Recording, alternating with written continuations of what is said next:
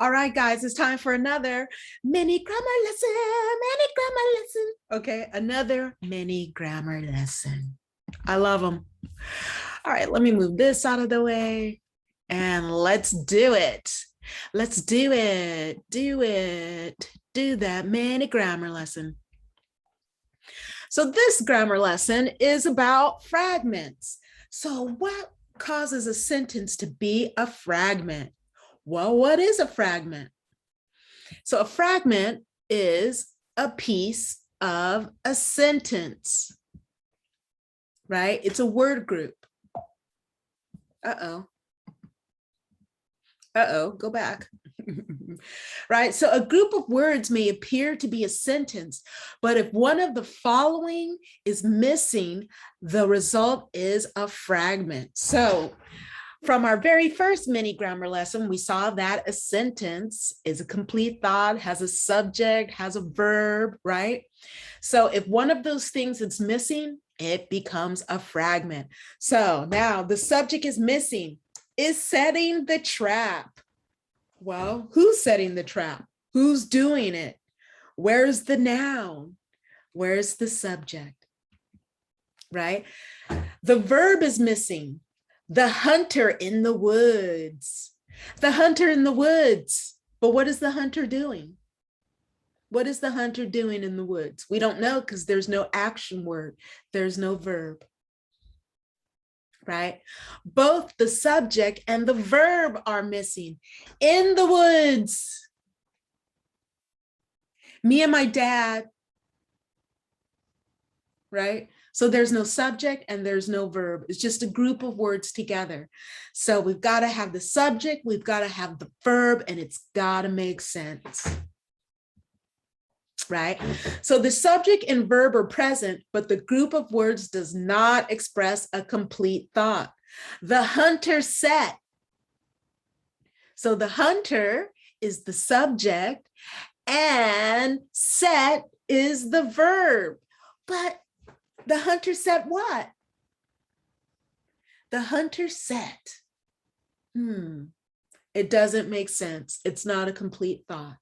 So it's got to have a subject, it's got to have a verb, and it's got to be a complete thought, right? It's got to stand alone by itself. So how do you correct a fragment? Oof, that's a toughie, right? Add the missing part or parts. So fragment, across the lake. Across the lake, what's missing? There's no subject and there's no verb. So we need to add a subject and a verb. Excuse me. Sorry, guys. So here's a complete sentence. I swam across the lake. So I added the parts that were missing. I added the subject and I added the verb. I swam. Right? So the prepositional phrase across the lake is a fragment because a prepositional phrase cannot function as the subject or the verb in a sentence. Right? Furthermore, the words across the lake do not express a complete thought. Right? So across the lake is a prepositional phrase, and that can be an introductory phrase. It can come at the beginning of a sentence. Across the lake, comma, I see giant trees. That's a weird sentence, but it made sense. Okay, let's keep going, guys. So how do you correct a fragment? We're still correcting fragments. Join the fragment to the sentence where it belongs. So if you look at the context or the background in which a fragment occurs, you will often find that a complete thought is already present, right? So if you look in your work, right, and you see I marked something that says this is a fragment, well, look, maybe that word group needs to be joined to the sentence before or the sentence after. So The writer did not recognize that the fragment belonged to the sentence that came just before or to the sentence that immediately followed. Therefore, another way to correct a fragment is to join the fragment to the sentence that immediately follows it. Which sentence you choose depends on where the information in the fragment belongs, right? So you have a fragment and it can go with the sentence before it or the sentence after it, but you won't know which sentence to place it in, right? Until you read it aloud and then decide where the information belongs in the sentence before or the sentence after. So, incorrect. I swam, period, across the lake in the middle of the night, period. The water was cool and inviting. So there is a fragment there. So I swam, I is a noun, swam is a verb. So does I swam make a complete thought? Yeah, it does. Across the lake in the middle of the night. Across the lake in the middle of the night.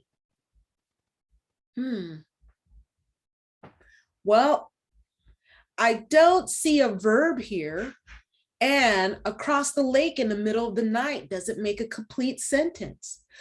The water was cool and inviting.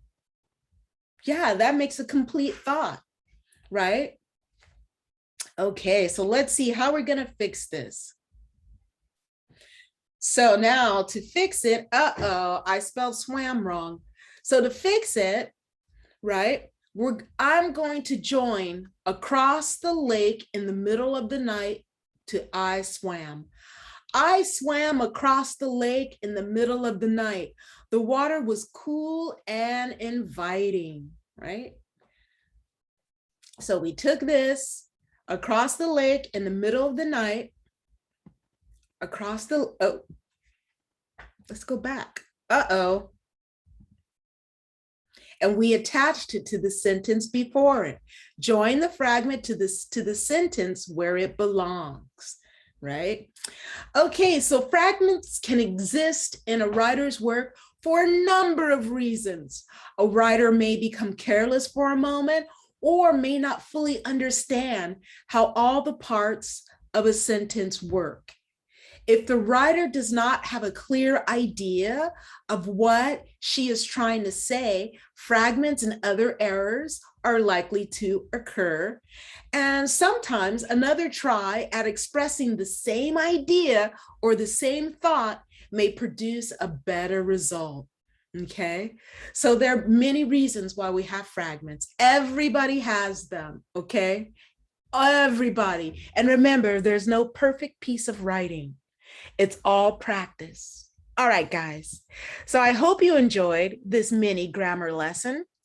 And I could talk about grammar for hours and hours. That's why I got to condense it into small little lessons, right? Because you guys will, I'll put you to sleep with my with my grammar talk. All right. See you later, guys.